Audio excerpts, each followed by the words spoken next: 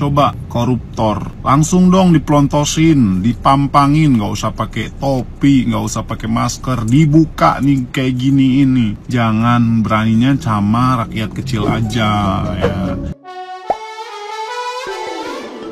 Galih Los ngaku menyesal bikin konten penistaan agama. Nah kan, kalau sudah seperti itu baru menyesal. Konten kreator TikTok Galih Naufal Aji Prakoso atau Galih Los mengatakan alasan dirinya sampai membuat konten penistaan agama pada akun TikToknya @galihlos3 bertujuan untuk menghibur. Tujuannya untuk menghibur followers akun tersebut, nggak untuk viral, kata Galih saat dihadirkan pada konferensi pers di Mapolda Metro Jaya Jumat 26 April 2024. Galih pun terus mengucapkan permintaan maaf kepada seluruh umat muslim di Indonesia, sebab dia mengaku menyesal telah membuat konten penistaan agama. Sebelumnya, polisi telah mengamankan konten kreator TikTok Galih Los lantaran diduga melakukan penistaan agama melalui akunnya @galihlos3. Bahkan Galih telah ditetapkan sebagai tersangka. Sementara itu, Kasubdit Cyber di Treskrim Sus Polda Metro Jaya AKBP Ardian Satrio mengungkapkan penangkapan ini dilakukan pihaknya pada Senin 22 April 2024 malam. Semoga bisa dijadikan pelajaran untuk konten kreator lainnya ya, gengs.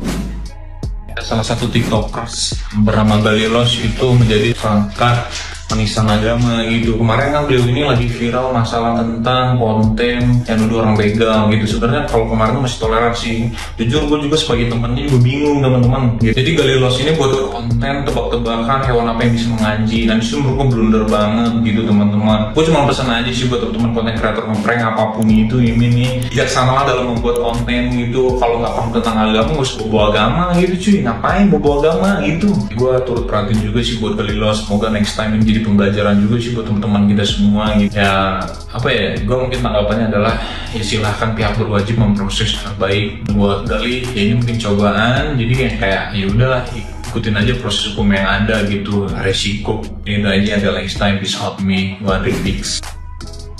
Aduh, Galih Los. Kemarin lu habis viral nih, orang lagi parkir, lu teriakin begal. Sekarang lu viral karena penistaan agama. Aduh. Menurut gue ya, si Galih ini cuman apes aja sih. Mungkin karena dia tuh emang lagi disorot sama netizen kan belakangan ini kan. Ya udah, jadi sekalinya ada kesalahan kecil, udah langsung tuh digoreng-goreng sama netizen. Kalau kita lihat lagi videonya, sebenarnya pertanyaan yang dikasih ke bocil itu udah lama banget loh. Ini pasti anak-anak 90-an relate banget lah sama pertanyaan itu. Cuman kenapa dia bisa kena penistaan agama ya? Menurut gue sih karena lu rekam. Gini Galih, nggak semuanya itu bisa lu rekam. Perkataan itu nggak semuanya bisa lu rekam. Contoh ya nih, contoh. Lu ngomong nih, lu lagi nongkrong sama temen lu, terus lu ngomong ke dia, aduh gue nggak suka banget tuh sama orang Cina. Kenapa? Nggak apa-apa, nggak suka aja. Nah kalau lu ngomong kayak gitu sama temen-temen lu, ya pasti ya udahlah nggak bakal terjadi apa-apa. Coba sekarang lu ngomong kayak gitu, tapi sambil lu rekam, terus lu upload ke sosial media. Kena lu udah pasti dihujat orang pasti. Semoga kedepannya lu bisa lebih bijak lagi dalam bersosial media, lebih dijaga lagi perkataannya, lebih dijaga lagi sikapnya, oke? Kalau bisa ya jangan bawa-bawa agama deh, karena sensitif banget loh. Aduh, bahaya cuy, pinggir jurang.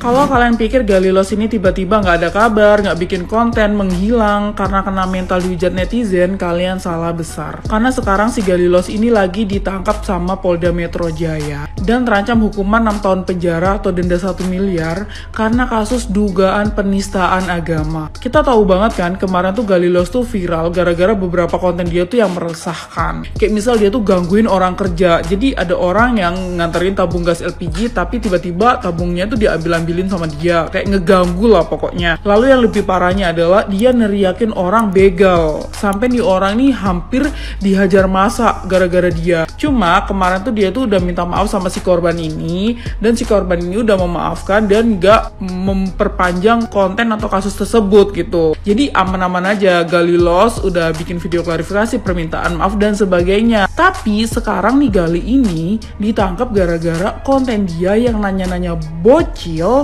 tentang binatang-binatang apa yang bisa ngaji. Nah, dari konten inilah si Galih ini terjerat kasus diduga penistaan agama dan terancam hukuman 6 tahun penjara atau denda 1 miliar rupiah.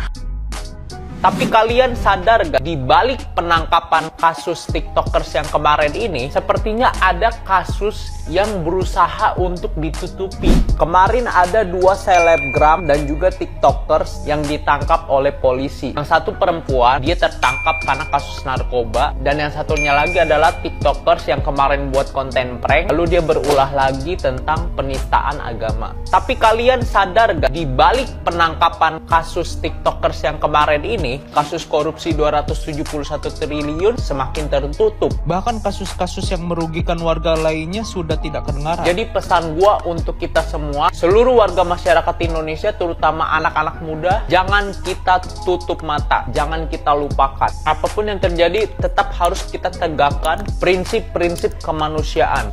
Kalian sadar gak sih, dengan adanya penangkapan berita dari Chandrika Dewi atau siapa, saya lupa nama perempuannya siapa, gak lama kemudian muncul berita kalau usaha dari Harvey Muiz ini, yang timah ini, diizinkan untuk beroperasi ulang dengan alasan katanya untuk membuka lapangan pekerjaan, dengan alasan agar banyak masyarakat Indonesia yang bisa bekerja, agar banyak masyarakat Indonesia yang tidak menganggur. Tetapi apakah dengan beroperasinya kembali dari usaha ini itu bisa menjamin untuk tidak melakukan kesalahan dan melakukan dosa lagi? Kalau menurut kalian sebagai warga masyarakat Indonesia yang cerdas dan bijak, apa yang harus kita lakukan tentang hal ini?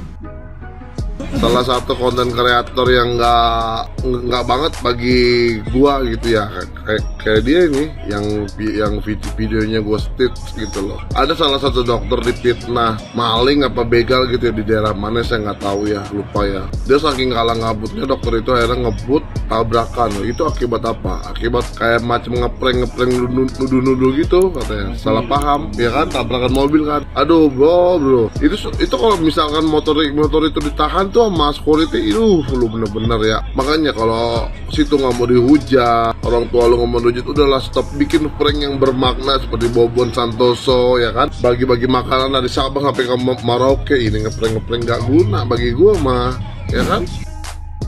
Giliran yang receh-receh cepet banget ini, langsung diplontosin, langsung baju oranye gitu ya. Coba koruptor, langsung dong diplontosin, dipampangin, nggak usah pakai topi, nggak usah pakai masker, dibuka nih kayak gini ini. Jangan beraninya sama rakyat kecil aja ya. Coba kita buktiin kalau koruptor dibotakin, dipampangin wajahnya, salut banget.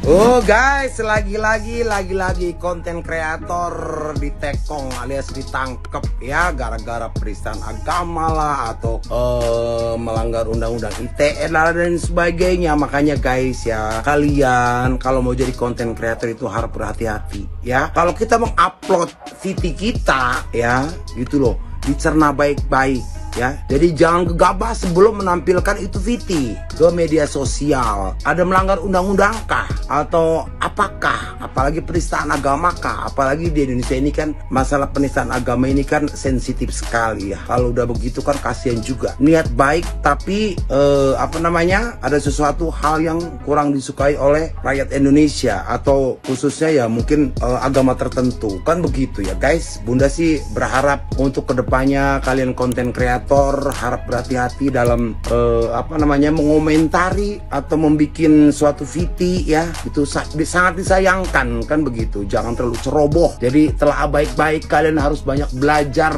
ilmu hukum, walaupun kita tidak berpendidikan, dari pengalaman, dari baca dan lain sebagainya. Kita harus pahami kalau sudah kena masalah bukan hanya kalian yang rugi ya kan, kasihan keluarga, apalagi yang misalkan yang sudah punya anak istri. Kan seperti itu guys, bener nggak? Seperti itu ya pesan Bunda. Jadi buat konten kreator harap berhati-hati dalam membuat suatu konten ya. Jangan asal jeblak gitu, tidak disaring. Bila perlu kalian sebelum terjun jadi konten kreator bertanyalah. Lebih bagus punya seorang ahli hukum ya, misalkan kenal pengacara atau segala macam. Sebelum upload itu konten kalian, tanyakan ada yang melanggar undang-undang nggak, hukum nggak, kan begitu guys ya. Karena kalau sudah masuk penjara itu udah nggak ada enaknya ya. Begitu pesan Bunda guys. Oke, bye. Apaan tuh?